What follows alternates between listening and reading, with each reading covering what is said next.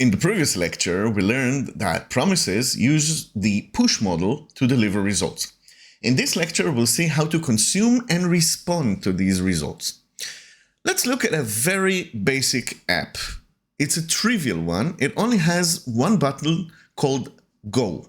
When you click it, it calls a function named Go, which in turn calls the getDelayedNumber function. The getDelayedNumber function is a promise producer. It creates and returns a promise. We'll talk later about how to produce promises. For now, all we have to know is that the promise that the producer creates is automatically set to complete after 3 seconds with the result 42. So the important part is this. All of these functions run instantly. They don't block the thread. GetDelayedNumber returns a pending promise right away, and 3 seconds later it resolves with the value 42. To get the result from a promise, we use the then method. It's a little bit like subscribing to an event. We pass a callback and the promise will call it once it has the result.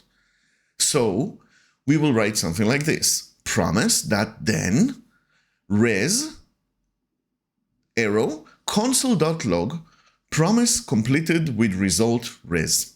The then method stores the callback. Once the promise is fulfilled, it calls the callback and sends the result as parameter to the callback. It's important to realize that the then method is also instantaneous. It doesn't wait for the promise to complete. It only registers the callback and returns in 0 time. So to show that, let's add another message here. Let's say console.log now waiting for the promise to resolve. If we'll run the code, if we'll refresh and run it, we can see that both of these messages appear instantly.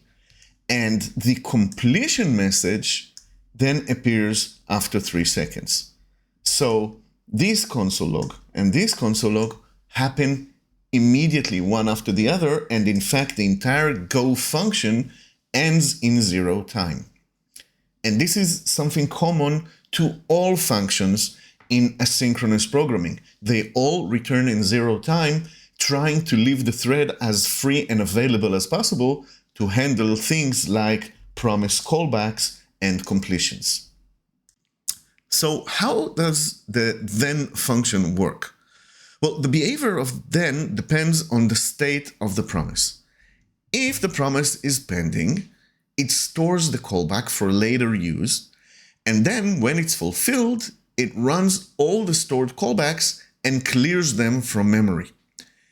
If the promise is rejected, it still clears the memory, but it doesn't run the callbacks. So these are callbacks only for success completion. Now, if the promise is already fulfilled when you call then, it doesn't need to store the callback. Instead, it schedules it or queues it to run as soon as possible when the thread frees. If the promise is already rejected when you call then it will simply ignore the callback because this is a success callback. So you don't need it if the promise has failed. So then is only for handling successful results. If you want to handle errors, you'll need something else. Now, just like with events, you can call then multiple times on the same promise. Each callback will run when the promise is fulfilled, so promises support multiple consumers, just like events. And if we talk about events, let's compare them. So here's a quick comparison. Events can happen many times. Promises can only resolve once. Both can register multiple callbacks and they will run, but event listeners stay in memory until removed manually. Promises clear callbacks automatically once it uses them, or once it realizes that it doesn't need to use them in case it is rejected. You cannot remove a callback from a promise. Okay, there's no cancellation mechanism, just like in events. In events, you can remove a handler, but in promises, there's no way to do that. Once you've registered the callback, It will stay in memory until completion. With events, if you register too late, you can miss the event. With promises, you cannot miss them.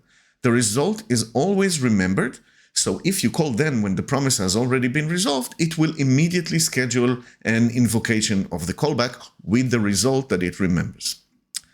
But there's also a special scenario. What happens if a promise never finishes? Consider this. If a promise is always pending forever, what happens? Now, it is possible. It's possible because a promise is just a box created by the producer and it contains a status, but it depends on the producer to manually change the status. If the producer leaves the promise pending, it will remain pending forever. In that case, it keeps all callbacks in memory. And this can cause memory leaks. So later on, when we'll talk more about producing promises, we'll also learn how to avoid this unhealthy scenario. So to summarize, the then method lets us register callbacks that run when a promise is fulfilled. These callbacks are stored and triggered when the promise completes and then cleared from memory. You can register multiple callbacks with the then function and all of them will run. If the promise was already fulfilled, the callbacks are still executed but are scheduled to run immediately. The then method is for success callbacks only. But if a promise is rejected, these callbacks are ignored. So how do we handle errors? That's exactly what we're going to cover in the next lecture.